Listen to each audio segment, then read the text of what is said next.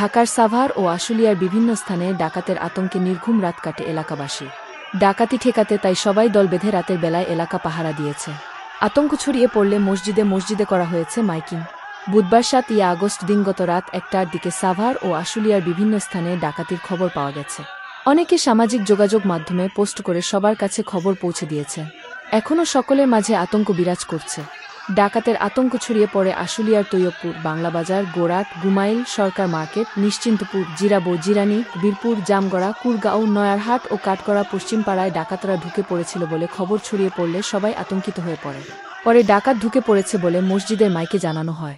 এরপরে নিরাপত্তা দিতে রাতভর পাহারা দেন এলাকাবাসী।